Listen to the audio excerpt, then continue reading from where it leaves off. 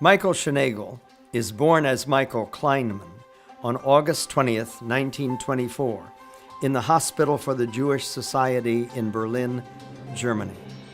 His mother, Regina Kleinman, is Polish. Michael's father's identity is never recorded. Michael spends the first 9 years of his life in Poland and Berlin. He is raised by his mother and by her older sister, Maria, often called Minnie, and Minnie's husband, Herman Schinagel. Michael's mother is devoted to him and he to her, but she is emotionally erratic and unable to care for him consistently. So his care is shared by Minnie and Herman.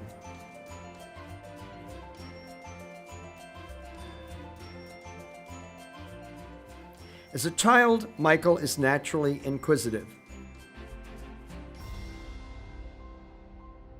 an eager learner.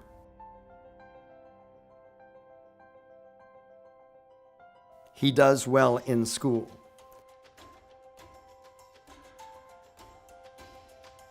But as the influence of Adolf Hitler and the Nazi Party increases, so increases Michael's family's concern for his safety and well-being. In July 1932, Michael Kleinman is issued a passport in hopes that a way can be found for him to leave Germany.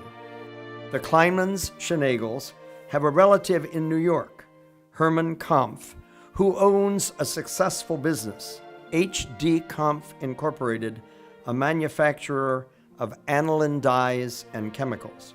On December 8, 1933, Hermann Kampf writes a letter to the American Consul General in Berlin requesting approval for the migration of Herman Schinagel, Minnie Schinagel, and Michael Kleinman of 21 Marsiliusstrasse, Berlin. He writes, "I have submitted an affidavit to the effect that I will not permit them to become public charges, and also my financial statement, which proves that I am financially able to take care of them." And he indicates that he will employ Herman Schinagel as a regular employee. Michael's mother is too ill to qualify for immigration and subsequently dies. In March of 1934, Michael sails to America with his aunt and uncle on the SS Manhattan, the largest cruise ship built in America up to that time. In 1941, the United States government buys it and converts it into a troop ship. Michael, his aunt and uncle, are eager for a new life, although none of them has a knowledge of English or a clear sense of what that new life in America will be like. Upon arriving in the United States, they settle in an Irish Catholic section of New York City. Maria and Herman Schinagel petition for Michael's adoption, and on October 23, 1934, Michael Kleinman becomes Michael Schinagel. Michael learns English quickly and becomes popular as he plays stickball with his neighbors, dodging the cars driving through their street games. He is also popular at school with both his classmates and teachers. At the time he arrives in this country, American Judaism launches a program to give urban children a summer camping experience.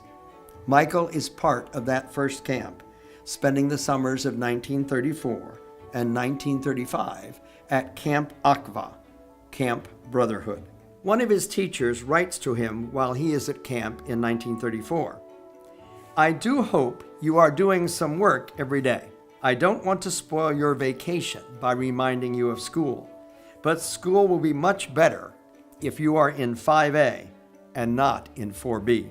Have you learned to swim?" Indeed, he has. And Michael does study that summer, becoming an increasingly successful student. In April 1936, he is a winner of a citywide safety contest. He receives a letter inviting him, his parents and friends, to the awards ceremony held at NYU, his first contact with a college or university.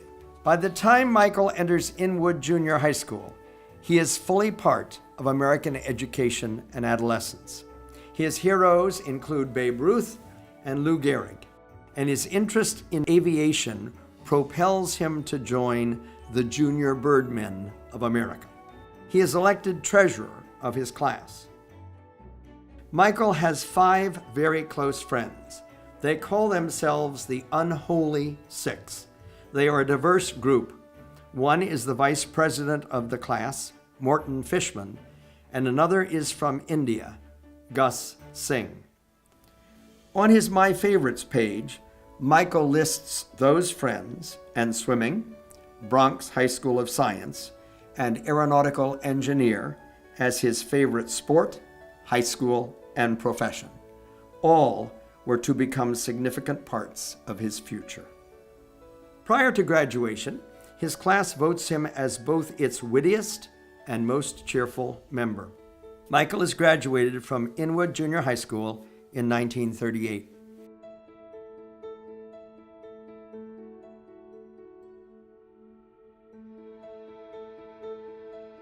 The Bronx High School of Science is a brand new selective public school about to open in the fall, and competition for admission is intense. Michael is admitted. He has indeed learned to swim and is a member of the swim team, excelling in freestyle. In 1941, Michael is one of the 137 members of the first graduating class of the Bronx High School of Science. All are male. Michael enrolls in the College of the City of New York. After successfully completing studies in machine design, internal combustion engines, thermodynamics, mechanics of materials, AC and DC machinery, fluid mechanics, kinematics, and metals, Michael is graduated with a degree of Bachelor of Mechanical Engineering. Michael is captain of the college swim team, and as a senior wins the 440-yard event against arch rival Brooklyn. He is also vice president of the Sigma Phi Omega fraternity. He is graduated from CCNY in 1946. After graduation, Michael is drafted into the Army.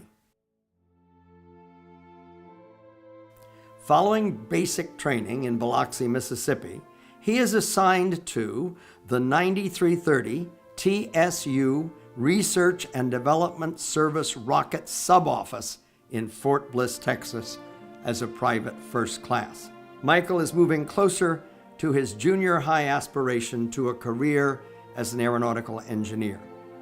At Fort Bliss, Michael encounters Dr. Werner von Braun and 117 other German scientists and technicians. Dr. von Braun is the scientist directly responsible for the development of the Nazi V-2 rocket, the world's first long-range guided ballistic missile. Michael works both as a draftsman, designing technical equipment for rocket development, and as a procurer of supplies that will fulfill the requirements necessary to create that equipment. When Michael arrives at Fort Bliss, the White Sands Proving Ground is being constructed on contiguous land, and he witnesses early rocket tests, including the first firing of the Nike missile. In February 1947, Michael receives an honorable discharge from the United States Army.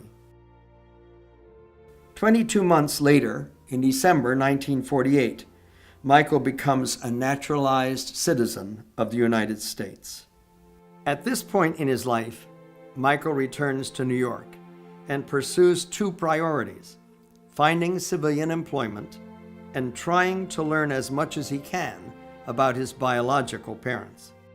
Michael undergoes personnel evaluations, and it is not surprising that the results indicate that he scores in the top 1% of the college population of the nation, that he has, quote, a very superior learning capacity, close quote. He passes the examination for the United States Civil Service Commission as a mechanical engineer, and he networks at a CCNY engineering alumni dinner. He is hired by Westinghouse to work in their flight engineering division.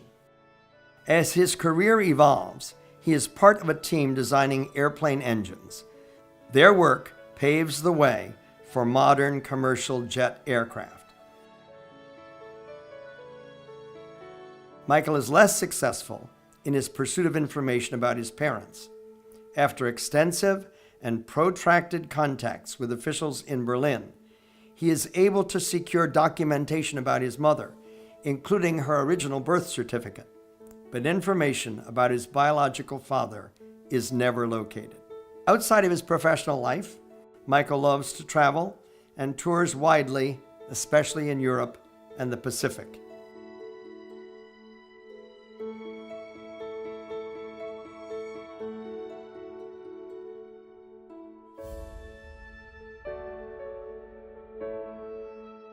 He loves to tell the stories of those adventures.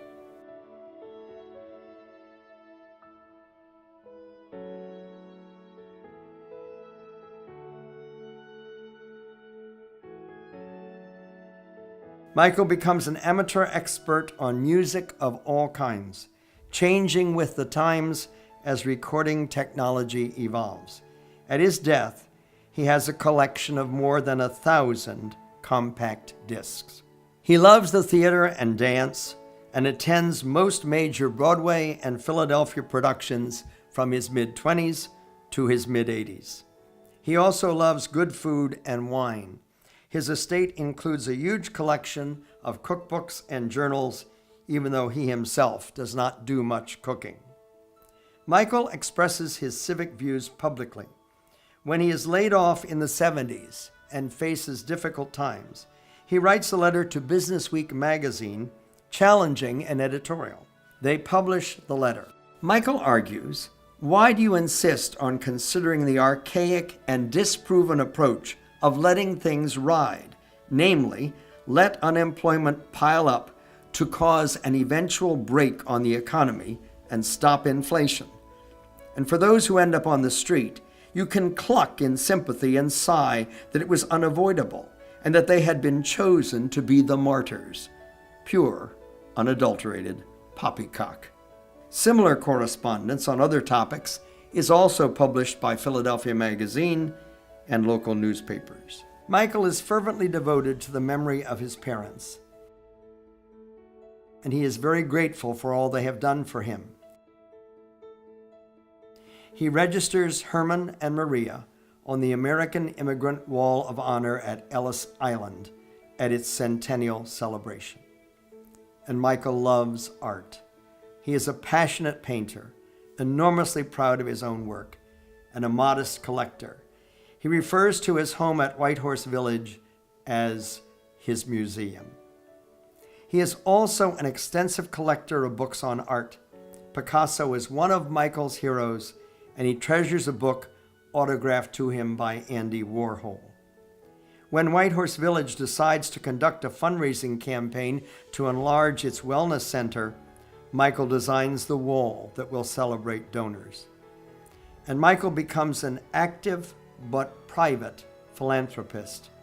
He contributes in extraordinarily generous fashion to Planned Parenthood, the Salvation Army, the Anti-Defamation League, Americans United for Separation of Church and State, the AARP Foundation, the American Civil Liberties Union, and Doctors Without Borders. The first of the largest beneficiaries of Michael's estate is Hebrew University in Jerusalem. Founded in 1918, Hebrew University is the #1 ranked university in Israel, and it proposes to use Michael's bequest to restructure its graduate program in psychology. Michael's other major beneficiary is the Menninger Clinic. Hi, I'm Dr. John Stevens, Chief of Child and Adolescent Psychiatry, as well as Outpatient Services at the Menninger Clinic in Houston, Texas. For those of you who are unfamiliar with Menninger, we're the #3 ranked psychiatric hospital in the nation and specialize in helping people with complex psychiatric illnesses. All of us at the clinic offer our sincere condolences and join you in celebrating the life of Michael Schinagel. Michael was a longtime supporter of Menninger. In fact, he made his first charitable donation to the clinic in 1966. Throughout the years, his support helped us to restore hope to children and adults suffering with mental illnesses and to train the next generation of mental health professionals and to advance leading brain and behavior research. We're honored that Michael's legacy will continue at the clinic through the Regina Kleiman Michael Schinagel Award for Mental Health Innovation. The award will provide crucial funding to Menninger clinicians who are working to advance the care of patients in new and exciting ways. Michael established this meaningful tribute through his estate in honor of his mother, Regina. And we'd like to thank Tom Stretton for helping to ensure this award fulfills Michael's wishes. By sparking new ideas to improve mental health care, diagnosis and treatment, Michael's generosity will continue to transform lives for years to come. Eleanor Roosevelt wrote, "Yesterday is history. Tomorrow is a mystery. Today is a gift. That's why they call it the present." Michael's generosity will enhance the gift of today and the mystery of tomorrow of more people than he or we will ever know.